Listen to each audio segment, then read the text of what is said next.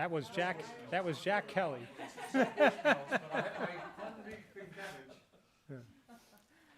All right, so let's call this meeting to order.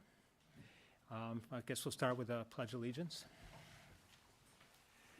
Pledge allegiance to the flag of the United States of America and to the republic for which it stands, one nation, under God, indivisible, with liberty and justice for all. Okay, so the goal tonight is to review the budget that the current state is in, which is ideally close to finalization. But we have if you look at our website, everybody in here knows this, but maybe we have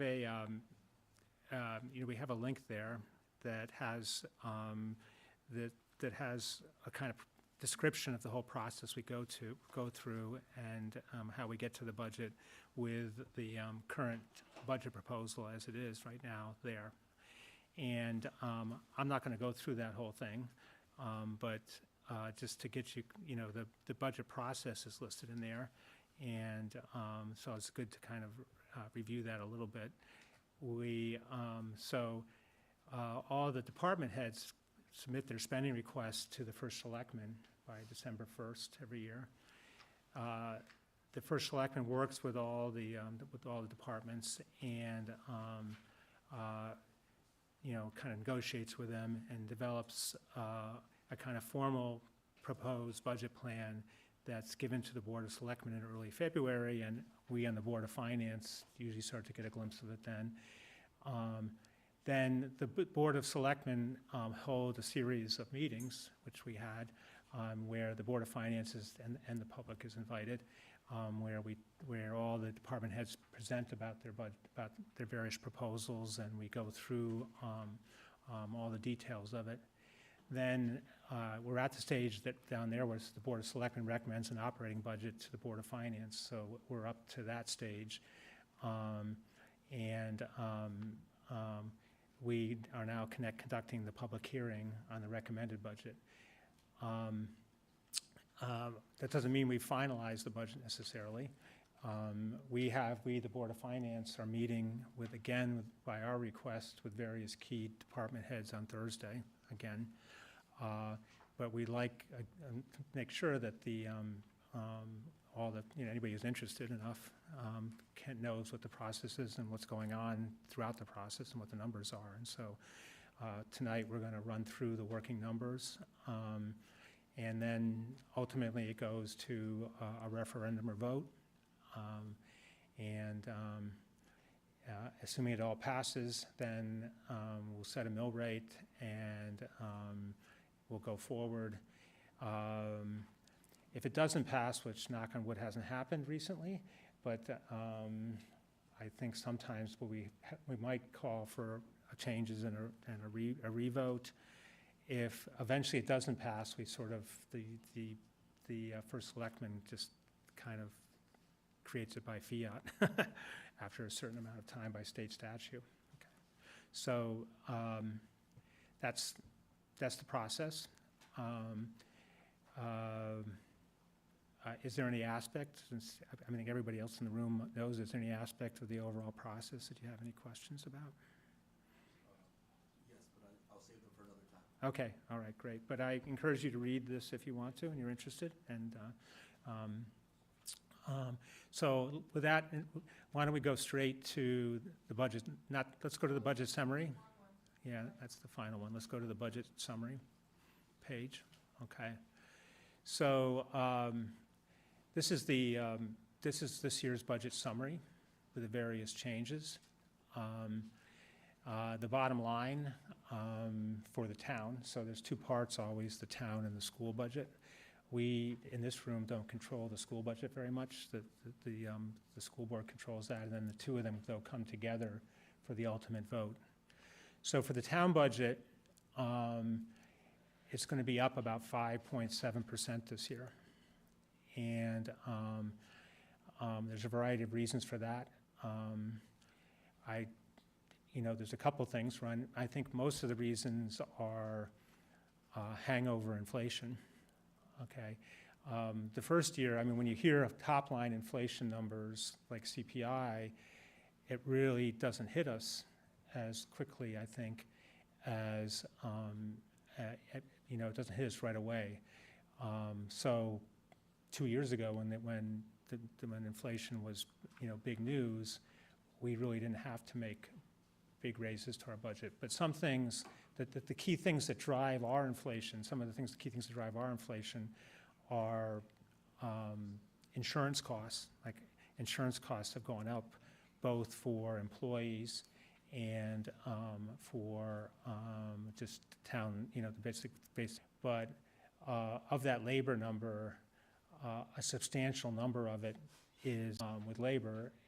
Pretty much, you have to try to, sometimes almost in their salaries and things. So associated with it, and probably about a 3%-ish kind of tagged to inflation-ish, right? Which is, if you look at, for instance, I think the utilities and energy and things that again are a little bit out of our stuff. It's just energy costs go up. We've been trying to find ways to, some things like solar or other things to try to off.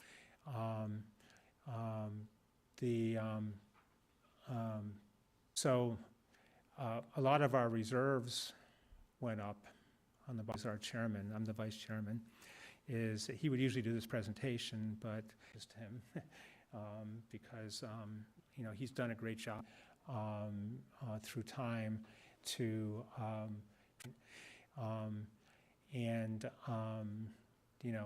I think it's part of the reason increasing, our budget to increase suggested for the town. That's pretty big by our standards. I also don't think, I don't think most of us on the Board of Finance think it's sustainable. But with that in mind, we've put some money aside, look at the,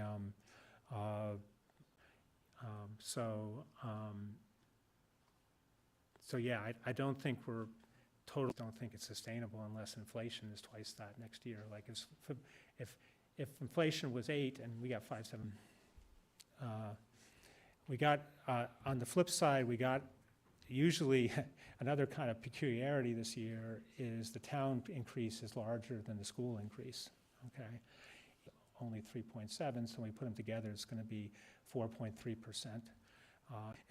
Every year they do a census of the school budget based on that split.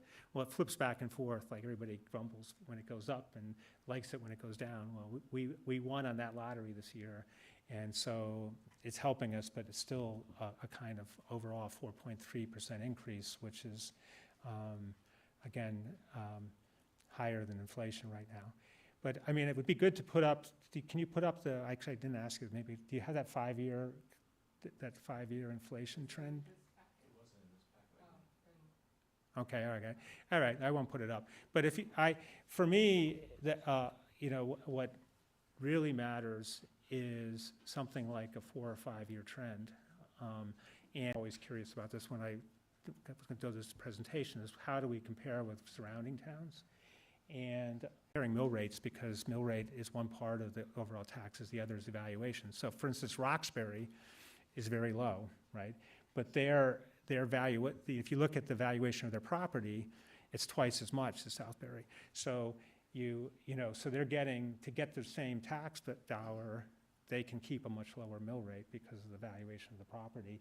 The second thing is it's a much smaller town and they have much less complexity, right? So I can kind of understand why theirs is lower than ours. The Woodbury is a little bit lower than us. And again, they have a little bit lower population and a little bit higher valuation than us. But it'd be interesting, I mean, there may be a benchmark that we should keep our eye on. But everybody else around us, Oxford, Middlebury, Watertown, Newtown, anybody else that surrounds us has a higher mill rate than we do right now.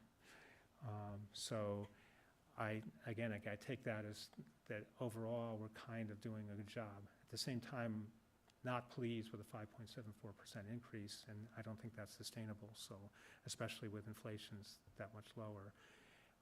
So we're gonna do our best to maybe shave off a little bit before that, but even if we don't, we gotta look to next year to try to maybe see if we can find ways to bring it down. So I guess that's the gist of my presentation. Anybody you have any questions? Tom, I think one thing I'd just like to get out, Dan, you've projected the mill rate increase, right? Yeah. Because a lot of these expenses increases are offset by income increases. Where are we showing the mill rate going up a percentage, Dan? John, we're showing the mill rate going to 24.4. We always round down, so it's 24.494, so it'll be 24.4. Last year at 23.6, so 0.83 increase. If we do it on a tax basis, it looks like it's going to be about, at this time, a 3.54% increase in taxes. Yeah, that's the important thing. That's what the taxpayers want to see. Yeah, I should have just gone through the mill rate calculation. A couple of things, again, related to what you just said, though, is that there's been, we would love if there could be grand list growth. In other words, mostly new businesses, or, again, cell tower is a great thing because it pays us money, but the grand list has been pretty flat this year in the last couple of years. I don't know, we're also kind of fighting, I think, a battle with IBM eventually because, big part of our grand list is IBM, and, I think eventually they want to get out of that property, right? So we're having ongoing discussions how to sort of do that well, and also how to manage our grand list, when and if they get out of the property.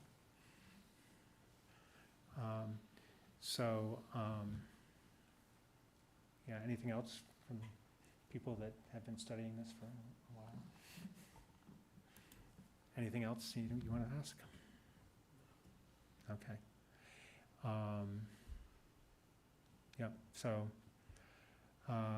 Again, we have these meetings publicly, and I think we're streaming it now, so anybody can watch it.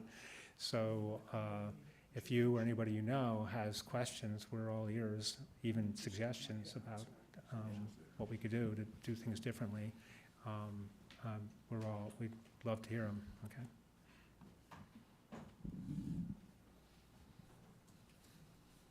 Okay, I guess then this meeting is formally adjourned.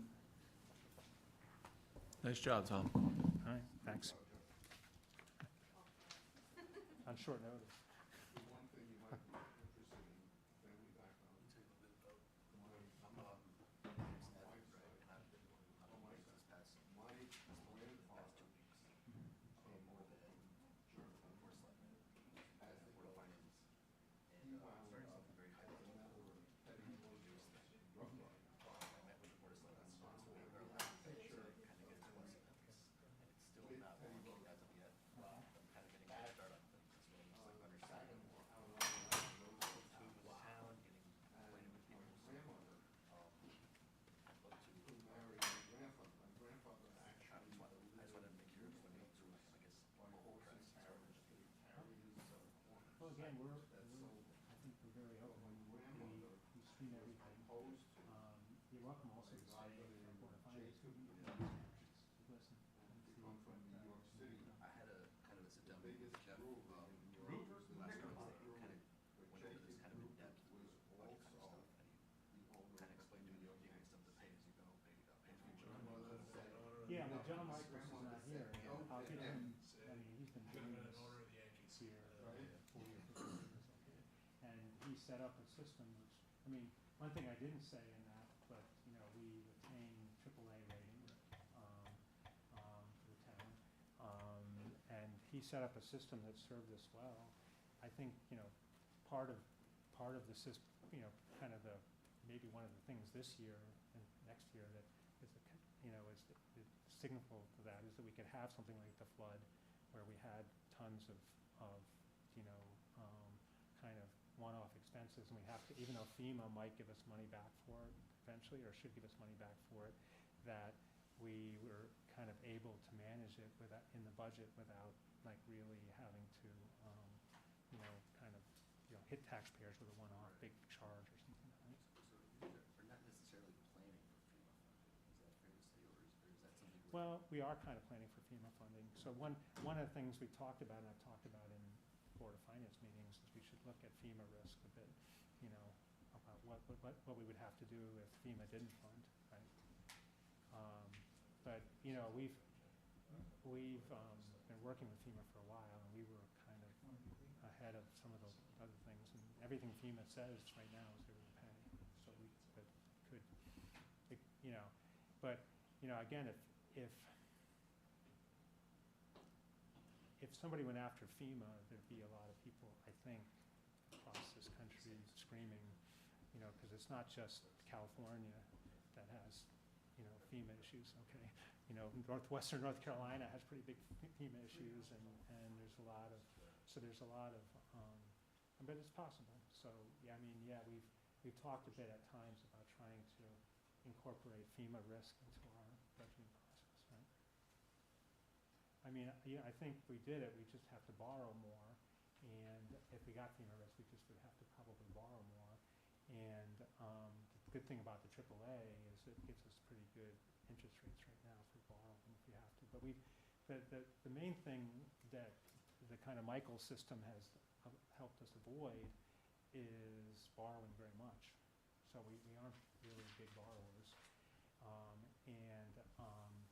Also, it kind of tends to smooth big events like this because we try to look ahead and keep a capital budget all the time and anticipate, you know, big expenses as they're coming, right? So that if something big happens, it's not like we all of a sudden have to hit the taxpayer in 1 year for that big thing. Right. No, I mean, Southbury got hit, the hardest, you know, in August, right? Yeah. How many towns can say that they've put themselves in a position to, you know, to be like this when they are now without having that tax? Right. Spent So, yeah, and I mean, I guess I'm a vice chair and I sit in a lot of meetings, and these guys are all kind of participants too. Thank you. But John Michaels has been the one, I think, who has, like, you know, really, you know, he's a volunteer, you know. Like Dan here gets paid, and Betsy gets paid, but John Michaels. Don't make her laugh. That's what you call it, Tom. I know, but Betsy can't get paid enough, okay? Okay. Betsy can't get paid enough. We're not streaming now. Yes, we are. All right. We can't shut it off. Oh, great. But anyway, John Michaels is a volunteer, right? And the amount of time that he puts into this is unbelievable, okay?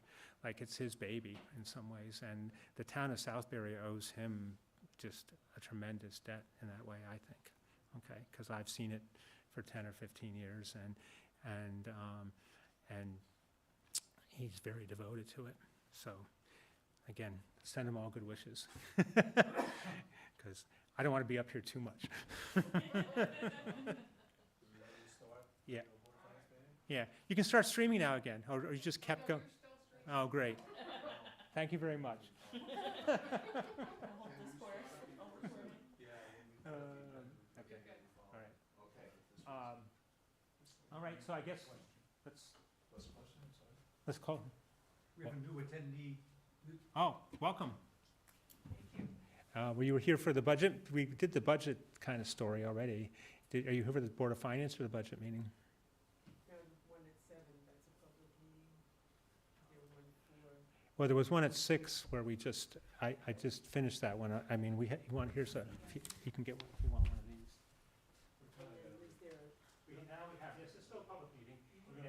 They're both public. They're both public. Overview of the budget. This is- this one was just, we reviewed all the budget up there.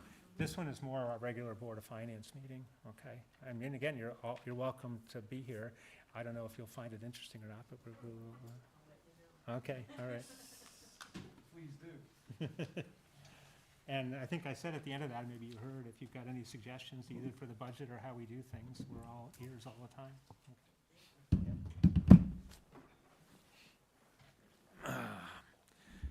All right, so,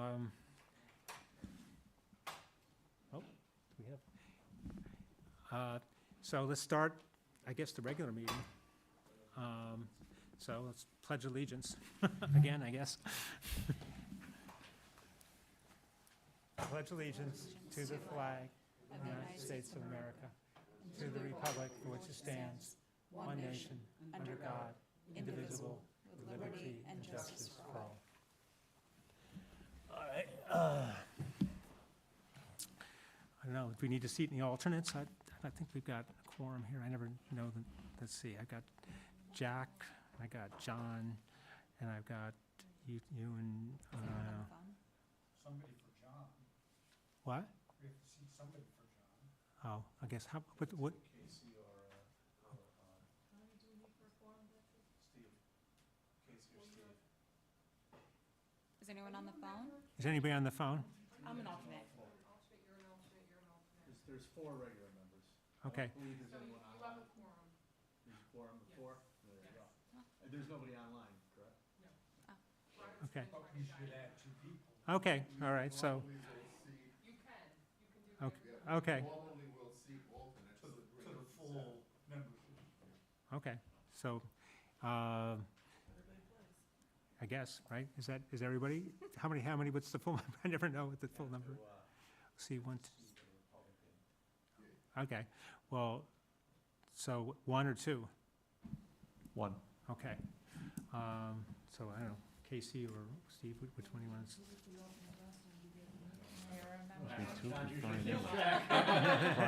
Brian's not here. So Tom, sorry, Tom, my mistake, it would be 2. 2? Okay, so you both seat. Okay, and sit 1 Democrat? So, or no? You guys are good. Okay, all right, okay, all right, fine. Okay, so, let's see, everybody read the minutes? Motion to approve. All in favor? Aye. Opposed? Abstaining? Okay, we're done. Public comments. Anybody here you guys wanna say anything? Not yet. Okay, all right. Okay, new business. We just went through the budget review. Is there, having gone through all that, is there anything more that you guys want to say or want to talk about for like what we're going to do on Thursday? We didn't have any department heads request to come. This is usually the meeting when they can come and follow up on their budget, but the Board of Selectmen didn't cut anything out of any of the department budgets either, so no one opted to come to this meeting. To the meeting on Thursday? To this meeting. Oh, okay. There are invitees for Thursday. We invited several departments to come back just for clarification purposes for the board. It's a special Board of Finance meeting that I believe the members of the Board of Selectmen are invited to. Okay, so but Which departments are invited? We invited Town Properties Inside, Economic Development, Dispatch, Hauling, so Transfer Station, and IT. Okay, and so is everybody happy with that list? Do we need to ask for anybody else on Thursday? Or we're good with that? Right, you saw, everybody saw the list, John sent it out, right? Will Matt come or will it be? It's gonna be probably Matt, Blake, and Tom. Yeah, Was there The anybody? whole Public Works crew will be here. Right, right. But we specified, I don't know, as far as I know, we're questioning mostly about the transfer station and hauling, aren't we? It's mostly the hauling, and then also part of Public Works is Town Properties Inside. So we requested, or the the Board of Finance has requested just a little clarification on their budget as well. Okay, all right. And I know we're talking to the Economic Development Director because, you know, we've asked him multiple times to get some criteria about, you know, what success means in his case, and haven't gotten it, so I really would like to see that. So, okay, of the list, anything else that anybody wants that we should request, or are we good with the list as it is right now? Okay, I would presume that's the forum where we'll have some yes, discussion yes, and, about the budget yes, and after. when he was saying they didn't show up, if they weren't gonna show up Thursday, I was gonna get a little upset, you know? And then after Thursday, April 1st, is the Board of Finance meeting, joint with the Board of Selectmen, where actually the budget will be voted on by the Board of Finance. Okay. I might not be here then. But can we do it remotely? Or I believe you somebody- can, as long as you're on camera, you can vote, Okay, all yes. So March 26th, if I'm correct, is the Region 15 meeting. March 26th, 6:30 PM in the Region 15 Media Room is the joint meeting with Middlebury and Southbury Board of Finance, and all are invited. Okay. Is that the same as the library, Yes. the media room? I've taken has anybody else taken the budget from your office? I have it right Casey now. has, John I'm has, dropping it off I believe tomorrow. Mr. Riley has taken it. So a few people have taken it, yes. Yeah, well, I still haven't sent them to you, but I've taken it a couple times. I have a whole list of questions. I'll send them to you. But I think the main thing is to compile all our questions and give them to you, Dan, and then you Yeah, can and then we'll forward them to Josh, so hopefully they'll be ready at that night to answer all the questions that we have. When do you want them by? Hopefully by Friday of this week. This Friday this week? Yep. Okay. Okay. So, I mean, who's going to attend? Is everybody going to attend, or anybody not going to attend? 6:30. I'm going to attend. Okay. Is anybody not going to attend? I can't. Oh, you can't? No. Okay, all right. Okay, so everybody else is going to attend? It's a pretty interesting meeting with the region. They go over in depth their budget, so. Yeah, and, you know, I have to say, I think they've listened, at least when we've been engaged with them, or I've been engaged with them in the last couple of years, they've really taken whatever we said to them to heart and tried to change it. They couldn't change it instantly, but they would change it over kind of a couple-year time frame. So, overall, I'm fairly pleased with what they're doing right now, but, you know, again, let's see what happens. Dan sent me this, and I asked for it. This is what I've referred to before, this slide, because it gives you some sense about what our 5-year increase is, right? And so, even though we've had kind of two, what I call tough years, the 4.9 and 5.741, that prior to that, we were well below CPI. And I've always maintained that we get lag CPI. So the 7 and 5.9, which shows up in CPI in 23 and 24, kind of hit us more these last 2 years, because it comes in the form of labor CPI and comes in the form of you know, insurance CPI, which are kind of lagging CPI, kind of lagging things, right? So, but it still doesn't mean that we can continue this trend of like 5 or 5+, I think, as a town. We said this last year, but we better, I think, do it in earnest, is trying to think about what we can do to not have the same number next year, right? Or perhaps this year. Or this year too. Obviously, if we can do it this year, let's do it. Okay. First Selectman's not here, right? Is there anything from the First Selectman's report? I don't have anything from the first selectman.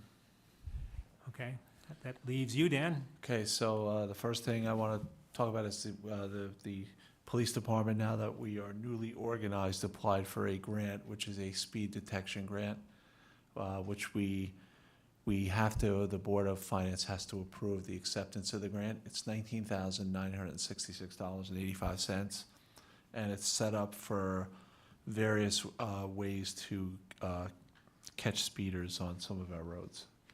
And it's generally the state is paying for 4 additional hours of our officers, including their fringe benefits as well, so overtime and benefits and things like that. And there's no like strings attached or anything weird about it? No, Is I guess it the an one- accounting requirement? there's not, no. Really? Yeah. Well, the one side effect is I'm gonna have to go slower, but, or not, but, Could it be applied to red light runners too? This one in particular is for speeding. But if you're speeding and running a red light, yes, it could be applied there. Was it just for labor? Was it just for hours, or did it have It's to do for with additional, technology it's for too? additional hours. That's what it So was for, they're not additional gonna 4 add any, hours. Like additional cameras or anything No, like no, that? it's just the actual hours. Oh, okay. Dan, any match on this There's none. and any conditions? Nope.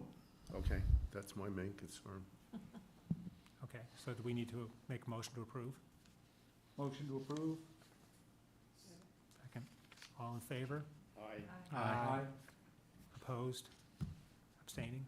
Okay, motion passed. Okay, next is FEMA update. Betsy, myself, and Blake, our Public Works Director, we had a meeting with FEMA, our FEMA representatives on Friday. And, it's going pretty well. There's a couple of things that we are pushing back on for reimbursement, but I'd have to say Betsy's done an incredible job with a lot of the heavy lifting and getting things in there. I think we gave them about $1.3 million in reimbursable stuff to date, which is including all of the roads that they call it permanent repairs, but it's the permanent repairs to get the roads open. It's not counting the culverts and the library and the tennis court. Those are separate projects that we're still working on. But we did the initial cleanup of the library, the permanent repairs to the roads. And I believe the contents in the basement of the library is also included in that. So those were all given to them on Friday. We have bi-weekly meetings with them, so I think it's going pretty well. I'm not so sure if we are going to get full reimbursement for our anticipated amount, but we're still working on those numbers because their engineers have a little difference in their calculation of how we calculated the reimbursement. Right. Well, going back to the thing we talked about last time, I was just talking about before, is can we get some sort of assessment of FEMA risk? Like, what would our plan B be if FEMA opted out, and what would it look like financially? Well, our plan B would be a debt service package, and what we had anticipated is doing a debt package of about $8.5 million, which if we do the debt service payment on that, it's about $329,000 So that would be additional. additional. Additional. Our impression, and I think Betsy was in me as well, I think for the cleanup, the permanent repairs to the library, the tennis courts, will be reimbursed at 75%. Now, where the little bit of a discrepancy is if we had a 16-inch pipe under a road, and we know that the right way to fix that is to do a box culvert, FEMA will reimburse us for the 16-inch pipe, not the box culvert. And the difference between those two could be anywhere between $600,000 and $700,000. So that's kind of where our risk would be in there's 4 projects that we put in. So we're just waiting to hear from those engineers on what is going to be reimbursable, what's not. Dan, you might have just answered that. You had mentioned a moment ago that there was a few things you were pushing back on. Is that the sort of thing that you're talking about? That's exactly. Okay. And the big thing we did push back on is we stressed the importance of getting our library open, just as not only the needs of Southbury, but the surrounding communities that use that library. So we are really pushing to get, some sort of a reimbursement, or let us know where we stand in that, because we're going to open the library either way, but it would be nice to know that FEMA's going to stand behind us, which I think they are. Okay, because, I for one don't like, if we're going to delay for FEMA for a year, then not to the library, that's just bad outcome. Yeah. and we'd rather put up the money. Absolutely. And go forward, right? Yep. And I think well, I don't know, maybe I don't speak for everybody, but I also think, that if they want a cheap culvert and we want a good one, go for the good one, even if we have to pay for it, if we think that there's real value added there, right? Yeah, our goal is resiliency, so we don't want to have, like we kind of explained to the FEMA people, we like them, but we'd rather have them not come back to Southbury in another 2 years because of another 18 inches of rain, where we can avoid it by having resilient culverts and bridges. Mhm. So I guess when those decisions are made, though, we should kind of, again, bring it back. If you really have to make those decisions, try to bring them back to this group, I think. Yeah, absolutely. And I could tell you, I met with Blake today on the library plan. He's got a really good plan. So I think everyone will be really happy once we're starting to issue some purchase orders and to get started on a lot of the work. So he's done a lot of work on that as well. So Betsy and Blake have really done an incredible job with the heavy lifting of this project. Steve, yeah? Yeah, I'm just kind of getting back to that and thinking about something you just said and then that Tom asked. Is it a situation where it is fluid, we continue to have conversations with FEMA, or is there some federal rules and regulations where they're gonna pay for the pipe and that's it? No, it's interesting, Steve, because one of our biggest issues that we have with FEMA is every FEMA representative kind of gives us a different answer to the same question. So, what I think is going to happen is they replace in kind. So if we did have, for example, let's say New Road, we had a 16-inch pipe running underneath the road. We know the proper way to fix that road would be a culvert or a bigger pipe.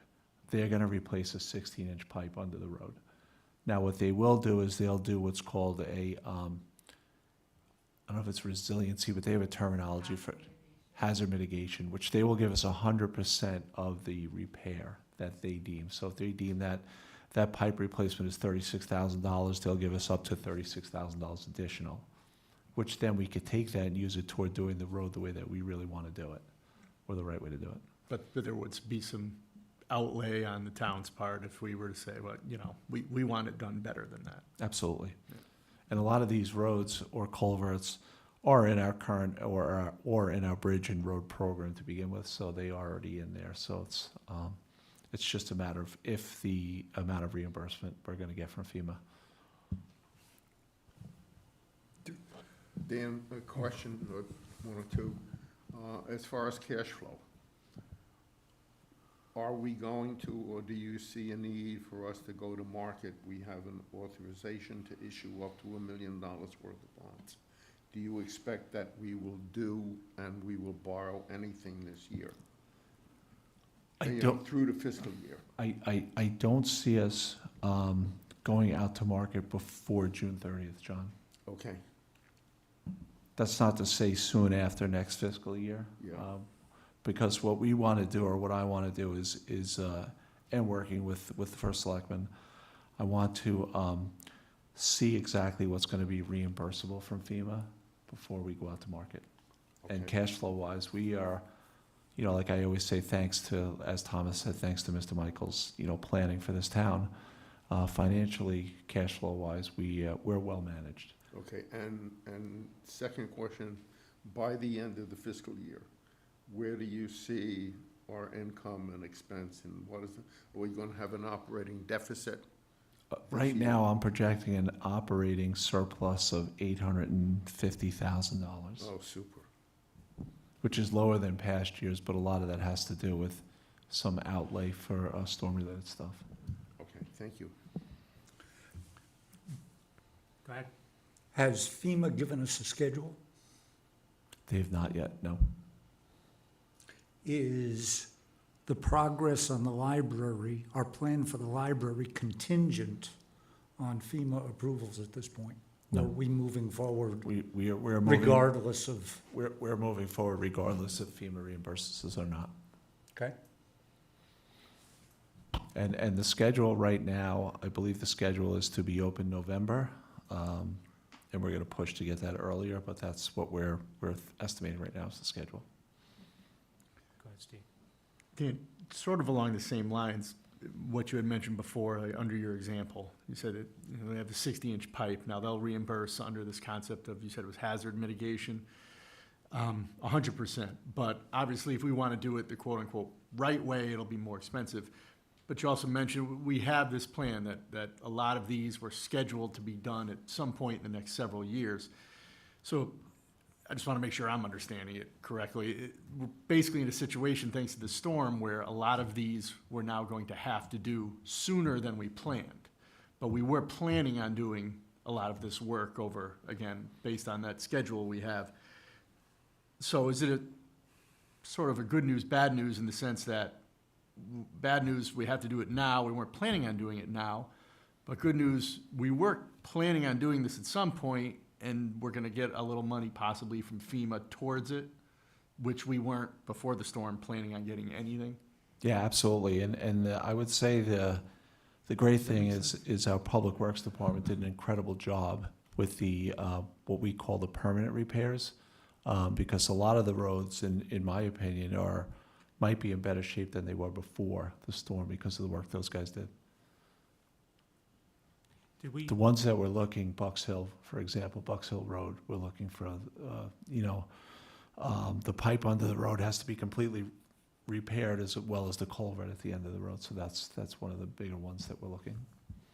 I'm just, like I said, I don't know if I'm trying to look at it through rose-colored glasses or what have you, but you say, well, we weren't planning on doing it and paying for it now, but Well- now it may save us some money down the road because it's something we're planning on doing Well- 3 years from now, we're being forced to do now. the- and the getting a follow- little bit of I- reimbursement? Well, the follow-up question, I guess, for me Yeah. was, how much did we rearrange the whole capital budget around this? If you look at our road and bridge reserve, Mhm. we moved a couple of roads up a year or two, but it didn't rearrange the budget all that much. Okay. Because- Chestnut Tree Hill, for example, was not planned, if you go back a year or two. It was not planned for repaving Mhm. this year, but it had a number of washouts. They had to replace some of the drainage features along the road, and it's the one repaving project in this year's budget. Mhm. That in Bucks Hill, where we're anticipating a FEMA reimbursement or debt service. Mhm. Okay. Any other questions? All right, so let's go on to the pool. Next is pool update. We had a meeting with the pool task force, and we met with the engineers and the project manager for the construction design company, and we are on schedule, still scheduled to open on Memorial Day weekend. There was a lot of equipment delivered to site today, and hopefully we keep the good weather going, and it looks like we will be open on Memorial Day weekend. What's, I've lost track of this a little bit since I haven't been too involved, but what's the plan in terms of charging for the pool now? I'm meeting with Megan, our Park and Rec director, this week or Mhm. next week to go over a fee structure. Because ideally, we want to make that, in my opinion, we want to make that as attractive to as many families to come to the pool as possible. Based on the numbers of last year or prior years, we didn't have a lot of families interested in joining the pool. So hopefully with the new pool and figuring out a better fee structure, we can attract more families to join. Are we planning any kind of hype of it? I mean, I guess the more join, the better in some ways from a financial perspective, right? Yeah, I put together a proposal which kind of reduces the fees a little bit, but over time will hopefully attract more people to come in to join the pool. Right. Dan, one other question on the pool. I mean, in the past, there's been an issue with parking, and parking was really restricted, and that was one of the functions that would reduce, usership of the pool because people had a hard time parking. Has that issue been addressed in the reconstruction plan? Unfortunately, there's not a lot of space to increase the parking other than doing overflow to the lot where the gate was always closed, but now that we have the pickleball courts open, that lot is now open all the time, John. So hopefully that will take a lot of the overflow of people coming in. Okay, so it has been addressed to some extent. Yeah, not fully, but we do have additional on the side of the pool lot where the pickleball courts are. Okay, anything else about the pool? Anybody, any more questions about the pool? And we've had 0 change orders, 0 cost overruns, so we're on schedule even for payment-wise for the pool. All right, good. All right, so the next agenda item is the review of the financial statements. Usually we don't go over these in detail. Does anybody have any questions, you anything want to highlight, Dan? No, I think we're trending pretty close to last year, so I think we're in good shape financially right now. We're just waiting on our last ECS payment. We've collected about 98.7% of taxes to date. Last year at this time, we were a little bit below that at about 97.8, so we're trending a little higher on tax collection as well. I think all in all, we're in pretty good shape financially. I saw the ARPA funds on the bottom there. What's going on with that? Yeah, the only thing we have left in ARPA that we haven't spent yet is the splash pad. So we are moved that to infrastructure this year, and we have an infrastructure project, which includes the ARPA funds plus the difference in what it would cost to put a splash pad in. And we reallocated all the ARPA from, Yeah, the $1.5 million, which was for Pierce's Hollow, was allocated to the ladder truck, okay. which, by the way, is going to be in. It's in Berlin, Connecticut, so it should be in the next week or two. Our new ladder tower. Oh, great news. Okay, let's see, what's next? Was What there is the deadline for the ARPA money to be spent by? It had to be allocated by December 31st, and ours was fully allocated. Okay, So we are okay. We should be okay with the splash pad. but there's no, We opted for the loss of revenue option. okay, so it doesn't have to be put in by a particular date? Nope. We should have, just reminds me, what's her name, Darcel, what? We should have the kind of, every year we've been trying to have like a revenue side report. Should we get like, what's her name, Darcel, what's her name? Is it Darcel? Darcel? Yeah. Yeah, the assessor. Yeah. What's a good time to get her to talk about the revenue side of things again? Yeah, we could have her come Thursday. I could ask her if she's available. One thing everyone will know with the assessor, the state of Connecticut or the governor had just changed the plans to, which you'll see in our mill rate calculation. This year, the state said you have to value motor vehicles at 85% of value. And then they came back about a week or 3 weeks ago and said now you can value cars at 90%.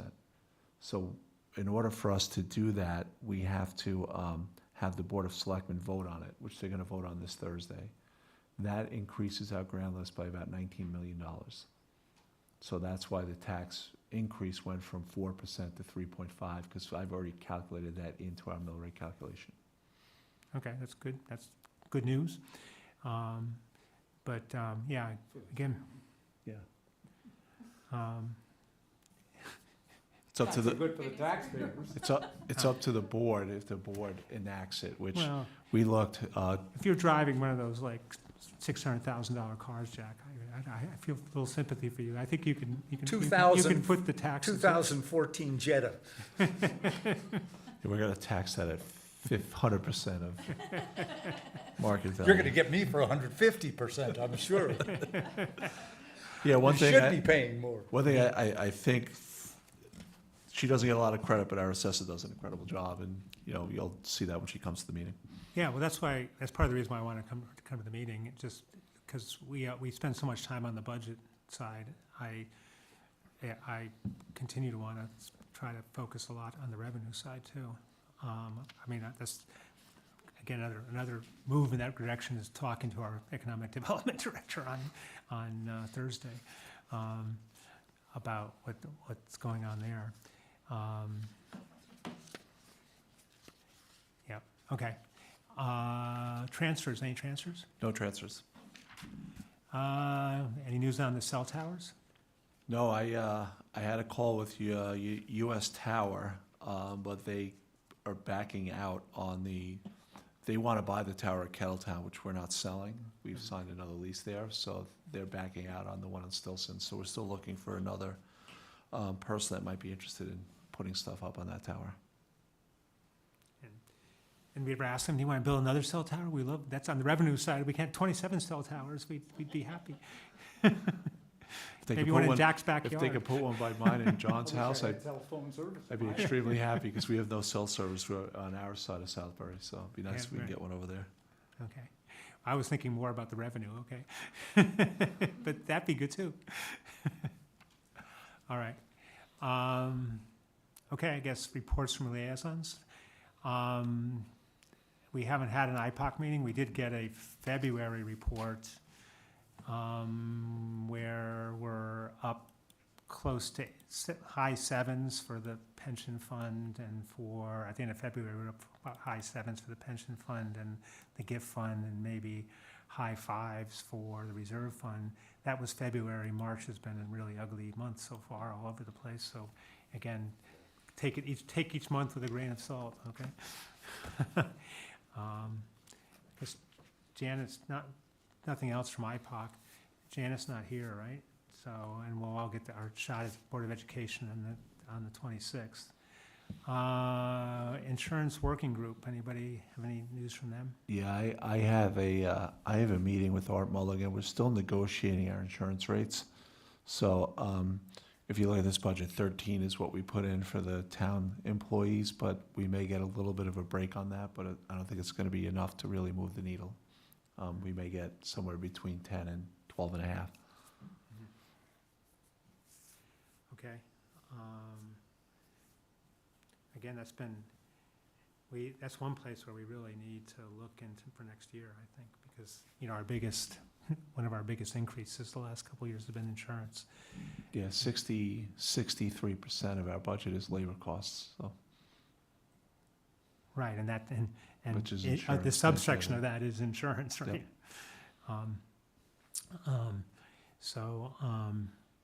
Okay, anyway, so, well, I guess you and John or whoever will clue us in about what we can do there. Roads and bridges? There hasn't been a meeting. We're down 2 members, so I think there's got to be an effort to reconstitute the Road and Bridge Committee. I'll be talking with Matt about that later this week. Okay, do you need our help in any way? No. Okay. Because I agree, so, but if you need influence, tell us. But if you You get- want to join? No. Oh. I do mind things like IPOC. I don't deal with physical stuff, all right? Roads and bridges, ooh. We are just about ready to start construction on Oldfield Road, so. Yay, okay, good thing. maybe I'll just join for that. I use that road all the time. I don't use that road all the time now. You did. I did use that road. You will. Oh, just in time. You want to say anything about, we just passed you over, Board of Education? Dun-na. We'll give you, done. What time did you start? 6:30. Oh, I thought this started at 7 tonight. there's a public hearing, and not too many people in the public showed up, so. Well, I don't know what you talked, what did you talk about under the new business I would- of the board? Anything interesting? We'll give you why don't we let you settle in and we'll come back to you, okay? I can You want to, do it, I just don't want to repeat. okay, no, we haven't said anything. Oh, we're meeting with them on the 26th. 26. Okay, for the budget. And we Yeah. talked about that. And some of us have read the budget and sent our comments to Dan, and we're gonna send our comments to them about the budget. I didn't bring up anything specifically about the budget yet. Well, and the public hearing for that is right after your meeting, at 7:30 the same day. And then the next week is when they would typically adopt the budget. Yeah. So it's a very short timeline for your Input, input. yeah. And that seems to be the way it's done every year. I just wanted to point out that the $91+ million that is the pending budget represents a 36% increase over the last 10 years, from 10 years ago, and that student enrollment in that same period went down 10%. The budget reflects. Brian. Oh, Is now joining. That's the thought seven as well. I forgot that, Yeah. I forgot that some people might not be so. Hey, Brian, welcome. Thank you. You're here just in time to almost leave. I know you love that. Because we had the 6 o'clock meeting for the budget presentation, and since there was such a mob here, that I decided to, we started, I mean, by the way, John is under the weather and medical straits, so send best wishes to him. But since we got done with that really pretty quickly, we went on and started the Board of Finance meeting a little early. I thought. Very good. I thought you guys, so I know you'll probably be pleased. You'll come in, you'll be out, and it'll be a piece of cake, right? Yep. So anyway, the budget they're proposing includes a couple of new positions of note, a director of facilities and security, which would be new to the district. Although, and also a data manager. But their presentation that they did at the workshop didn't have any salaries down for these. I don't know what they're planning for that. And I also thought it was interesting, I don't know if anybody noticed it in the paper, but I did want to ask Dan about it, how for the first time I've seen them use the ECS. Dan? Did you see that, Dan? How they used the ECS as a offset for their budget, the ECS the town gets, in talking about their budget? Yeah, I don't know because we take the ECS in as revenue for the town.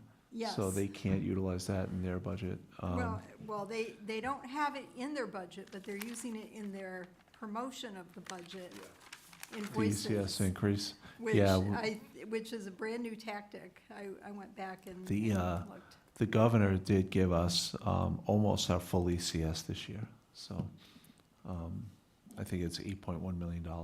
So the town does. We account for it in our revenue side, Account yeah. for that number in the town's budget. That seems a little, I mean, from their point.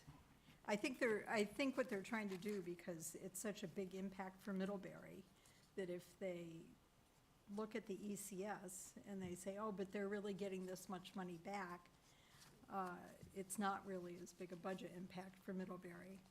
But it's the first Is time I've it- seen them do that. Is it like a one-time thing, or is it like, explain the whole ECS thing? How does the ECS work? Excess costs. This is, I'm sorry, this is,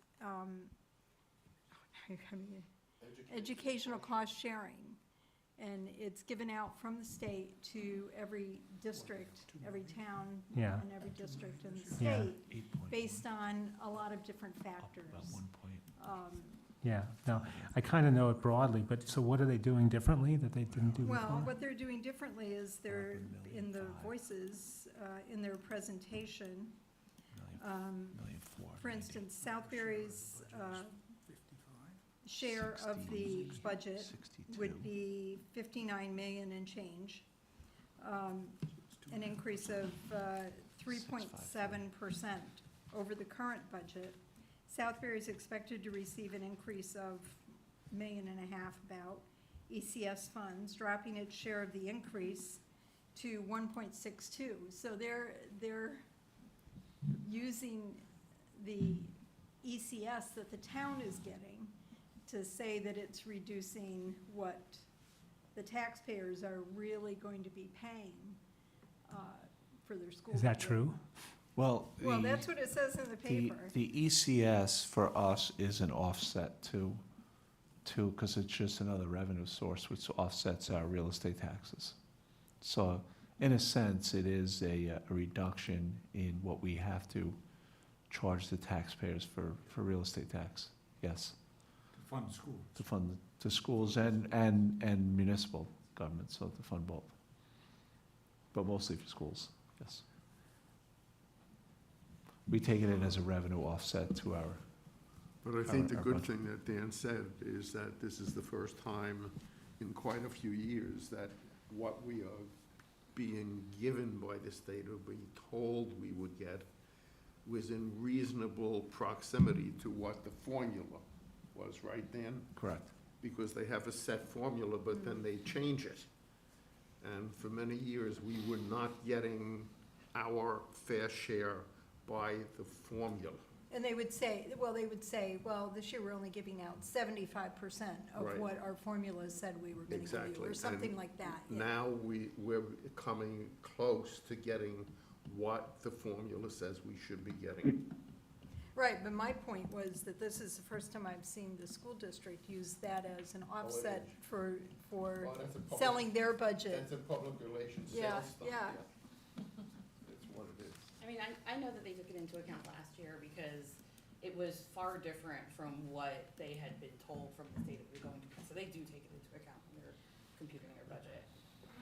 Well, Whether you like it or not, I don't know. I They've think- definitely considered it. Janet, I don't want to speak for you, but I think your point is more, they've never really used it as, was it John, you said as a public relations Yes, tactic. I've never, They've I never went really back and looked at touted that. Yeah, It's no. always been built into their calculations and the budget discussions, it's always been a revenue offset, et cetera, but it's never been publicly touted as, hey, don't worry, we're getting this money. Some people in the public might not realize or pay close enough attention to understand that all the towns get this. So, I don't know, if perhaps they figure they need to remind some people of that, I don't know. well, I guess what I don't understand is the difference between what you just said between like, so earlier I did the budget presentation, right? On there it says, I've heard, so on there it says for Region 15, a 3.7% increase. And you're saying they hyped in the paper that it isn't really 3.7, it's something else. Well, they say the town will write a check to Region 15 for X, but that's okay because we're also gonna be getting a check from the state over here for Y, and so Yes, really just sort of, that's- yeah. if you So take that don't- money from the state that we're getting, it's gonna offset a little bit of that check we just wrote to Region 15. I'm still not understanding how that works. I mean, is it 3.7 or is it 1 point blab? Whatever the 1 point blab was. Well, it's 3.7. Yeah. That's kind of the point, that it's, Yeah, so how does it translate into 1 point X? Well, what was, Tom? The actual, oh, sorry, John. In the past, okay, they never did this. Okay, in the past, they said this was the amount of their budget. We've always gotten this, but this time, what they said, and in the past, they said, okay, here's the percentage for each town. This time, they took the ECS increase, okay, and said, well, it's not really this, it's really that. And it's just showing the numbers a different way than they did in the past, okay, and comparing the net number in the past that they gave us, or they're using and telling the public this year, to the gross number that has always been told to the public in prior years. That's the first time they've taken that approach publicly and published that in their budget well, and in the press. Well, I personally am just confused now. Is it, The region's budget increase for both towns was 4.49%. right. Because of the shift in the ADM, which is the student population, Southbury's increase is 3.7. I get that, but what's the 1 And point? does that include the ADM increases? But what? Does not include the ECS. They've no. never in the ECS past does not taken that include ECS. ECS money They've and never used it as a a, strategy to as a- sell their budget, Right. which is. they've always just They're- said, here's what we paid last year, Here's what we're paying Expenses this are year. going up Here's the 4.5, percentage difference. 4.6. Right, Well, I know, their but- budget is but- 91 million. Well, I know, but we're They're gonna, not saying when it's we- 91 million less when we go to vote, ECS. we're gonna vote on 3.7, we're not gonna vote on 1.x, right? Right, Well, they're So- hoping so- that people start to keep in mind, well, there's a little bit of money coming in from the state, so maybe it's not as bad. Why, still don't get that, why? Psychology, I don't know. So it was like a conversation for 26. Yeah. yeah. Sure. The region should be talking about the costs to educate the kids in the region. Everything else is controlled by other people. That's what the Board of Education and the region administration control, and we should be Yeah. very clear in our communications to them Yeah. that it's their responsibility to disclose the costs of educating the kids for the region. Well, and what we're gonna vote on. Yeah, So, but, anyway. yeah. but, The ADM is a mathematical thing that happens every year based on October 1st enrollment. Yeah. The ECS goes up and down at the whim of the state. No, I know, okay. They don't Anyway. have any control over either of those things, and they shouldn't be taking them into account as they promote the Yeah. region's budget, or as they disclose the region's All right, budget for the so vote. I think Casey's idea is the best one. Let's bring it up on the 26th. Dan, add it to our 26th discussion. Okay. All right. Anything else? Nope. Okay. Let's see. Yes, RUPAC. Anybody got any insight about RUPAC? No, it's John Michaels. Oh, John Michaels. And so he's not here, so, okay, we'll just leave that be. If I may, I have one other question for Dan. Can I go back to the cell tower a minute? Yes. You had talked to us one time about an opportunity to increase the size of the tower. Okay, we still have some spots in town, I know where I live in one, we have a real problem getting any signal, okay? And where does that stand? We were gonna do an analysis of that. Yeah, that's, And is there anything, I know I've read like some stuff about the state was considering some grants to provide better cell coverage and so forth and so on. Is there any connection? Can we do anything with that and anything we might go to help raise that and get better service for people? Yeah, I haven't looked at any grants, John, but I will look into it to see if there's anything Okay, out there as just- far as just cell out of tower stuff. curiosity. I'll take a look. Okay. But the tower up on Stilson does have to go up about 20 feet from what they did an analysis several years ago. So it has to go up about 20 feet before carriers can go up on there. All right, anything, is that, okay, you okay with that, John? Okay. I mean, is there, are we supposed to be doing some sort of research on the cell tower that we're not doing, or what's going on? No, we've been looking to try and get someone to come in and market the tower for us. And I thought US Cellular would do it, but they're not interested in marketing that tower. They wanted to buy the tower over at Kettletown Road, which is not for sale. So I'm back to square one, trying to find someone to market the tower for us. All right. Energy Task Force, it's been an interesting week or two, or since we last talked about the solar project up at the transfer station. So I think we reached Fisher Cup bait time on whether we want to go into the February auction literally this week, okay? We've done a couple of things came out of the woodwork. One thing was, and we have an energy task force tomorrow night to try to see if we can settle all this, but some people came from left field with a big proposal about owning that looked a lot more lucrative than the owning proposals we had, okay? But we don't really believe it's real. And I mean, they claim they avoided the original RFP process because of some technicality. The salesman lives in town, and so we try to give them full reading of give them full opportunity to express what they wanted to express.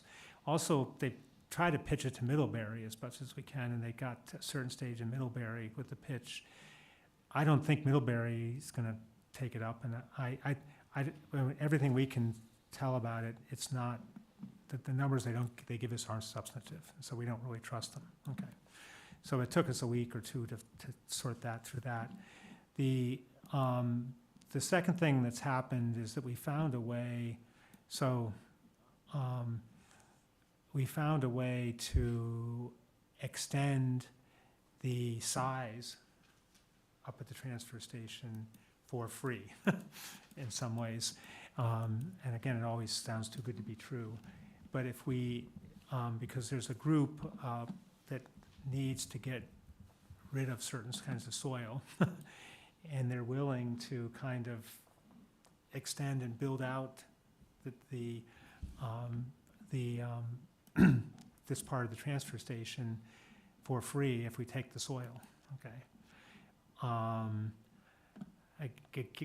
Again, it's a little bit up in the air, but I think the net of that would be we can go into, without knowing the outcome of that, we can go into the February auction with a larger, asking for a larger amount, and if we get the auction and we want to do it, we do it.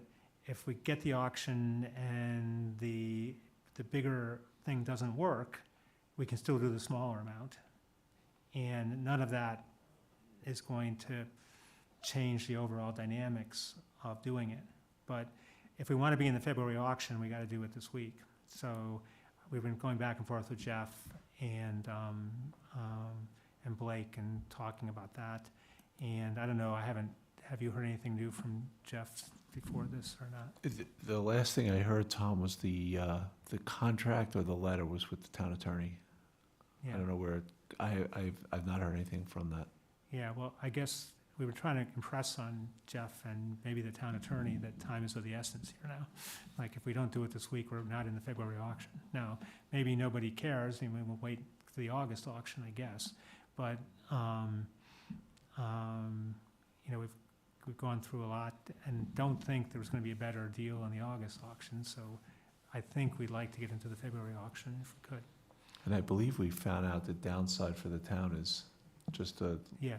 town attorney's fees for reading the contract, that's it. Right, so if we do the lease option that we talked about, the company the company that's gonna build it and do the lease with us will eat the upfront cost mostly, no matter what happens. So even our 25,000 I was quoting before, it's more like 5,000 or some, make sure the town attorney fees are appropriate. So, but this would give us what we think is a fairly low-risk cell tower-like thing, maybe more than 40,000 if we can get the bigger, the bigger setup, and so it just adds some revenue. So besides, it's the same presentation I gave you before. It's just a lot of little red herrings that come in along the way. Didn't we authorize the committee to Yes. participate in the auction in February? We did. The thing is that Is there a higher authority that is superseding that? Jeff, I guess. The town attorney has to review the contract. That's what we're waiting on right now. And I know Jeff sent it to the town attorney. I just don't know where we are with that right now. Right, and so, obviously, I think Jeff needs to look at the actual contract with this company and make sure it works, right? So hopefully Well, that'll get done this week. I suspect the attorney's gonna say yes or no. It looks good or it doesn't look good. Yeah. And the rest is Well, moving paper. and again, there's very little, as far as they can tell, the attorney might come back and say there's higher risk than we think, okay, I guess, if we go in with the no. And so if he does, then maybe we don't do it in February. But if the attorney, even if it's kind of a little bit wonky, he doesn't like it a little bit, again, the risk to us, the financial risk is pretty low, right? And we discussed all that Yeah, right, so. a month, 2 months ago. Right. So, anyway, let's see what happens. I'm hoping that we come out with a clear, by next meeting or by the end of the week, hopefully, we come out with a clearer answer on it. And we have an energy task force to talk about it tomorrow night and try to make sure that it all gets done. ARPA accounting? Yeah, like I said, the only thing that we have left is the splash pad, which has been allocated to infrastructure. So once we do that project, all of our ARPA funds will be spent. Okay. Any other business? Anybody, anything else you want to talk about? All right. I think I set the record for, like, if you look at Michael's meetings and you look at Connor meetings, mine are always half as fast, okay? But you got another one on Thursday. Oh, yeah, goddamn. Okay, anyway, so we don't need a formal motion to adjourn, do we, anymore? Okay, let's call it. Everybody get home early. All right, thanks.